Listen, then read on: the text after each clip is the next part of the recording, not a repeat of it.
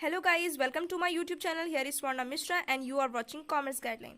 Guys, previous video में हम लोगों ने बहुत सारे प्रिंसिपल्स ऑलरेडी पढ़ रखे हैं, लेकिन वो थे फ्यूल के, ठीक है। लेकिन अब जो हम प्रिंसिपल्स पढ़ने वाले हैं वो है मिस्टर F.W. टेलर का, ठीक है।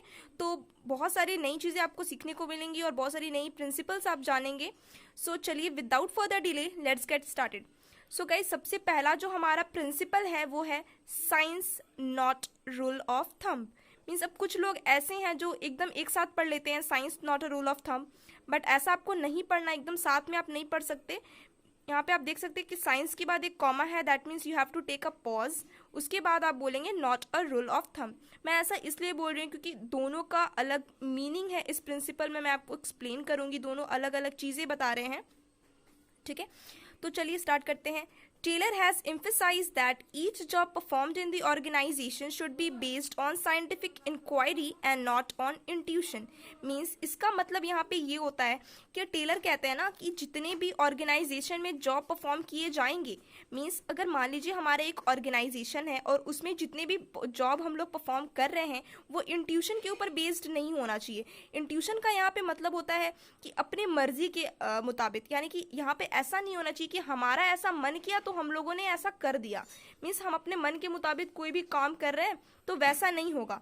अब क्या कहते हैं, टेलर कहते हैं कि ऑर्गेनाइजेशन में जितने भी जॉब परफॉर्म किए जाएंगे वो साइंटिफिक इंक्वायरी के ऊपर बेस्ड होना चाहिए। मीन्स यहाँ पे बहुत अच्छी तरीके से साइंटिफिक एनालिसिस करना पड़ेगा। किसी भी जॉब को परफॉर्म करने से पहले आपको एनालाइज करना पड़ेगा, उसके कॉजेस को आपको समझना पड़ेगा और आपको ये भी जानना पड़ेगा कि ये करने के बाद इसके क्या इफेक्ट निकल कर आएंगे। यानी कि पूरे तरीके से जब तक आप साइंटिफिक एनालाइज नहीं कर लेते हैं आप जॉब को परफॉर्म नहीं करेंगे, अपने मन के मुताबिक आप यहाँ पे नहीं कर सकते हैं, ठीक है। Experience and hit and miss method, यहाँ पे आप हिट एंड मिस मेथड का इस्तेमाल नहीं कर सकते कि मन कर दिया तो हम लोगों ने ऐसा कर दिया, नहीं। साइंटिफिक इंक्वायरी के ऊपर ये प्रिंसिपल पूरी तरीके से बेस्ड है, ठीक है। अब आगे देखते हैं। Rule of thumb does not involve thinking before doing. See rule of thumb जो है वो क्या कहते हैं कि इस रूल ऑफ थंब में हम लोग इतना सोचते नहीं है, कोई भी काम करने से पहले हम लोग सोचते नहीं है, मन के मुताबिक कर लेते हैं, ठीक है।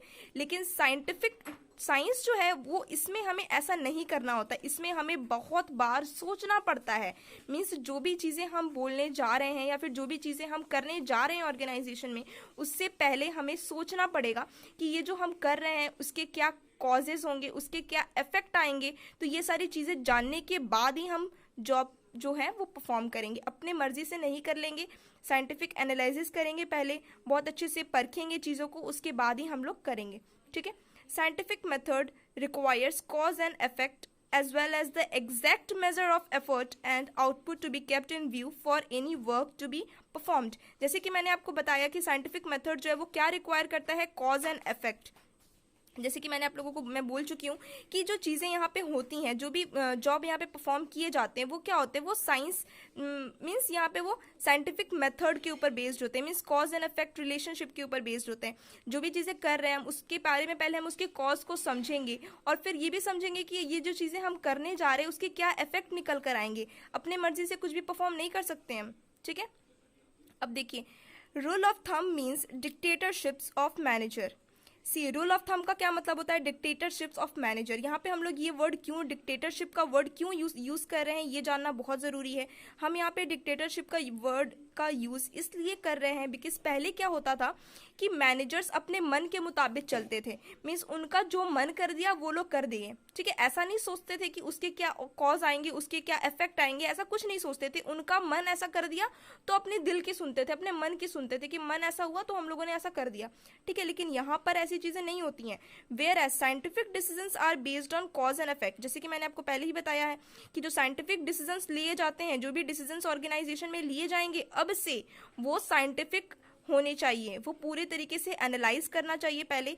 मतलब कि कुल मिलाकर यहाँ पर इस प्रिंसिपल में ये बोला जा रहा है कि हम लोग जो भी डिसीजंस अब लेंगे ऑर्गेनाइजेशन में, जो भी जॉब परफॉर्म करेंगे ऑर्गेनाइजेशन में, वो साइंटिफिक डिसीजंस पे बेस्ड होना चाहिए। उसमें मतलब पहले हमें सोचना पड़ेगा कि जो हम कर रहे हैं उसके क्या कॉजेस आएंगे, उसके क्या इफेक्ट्स आएंगे।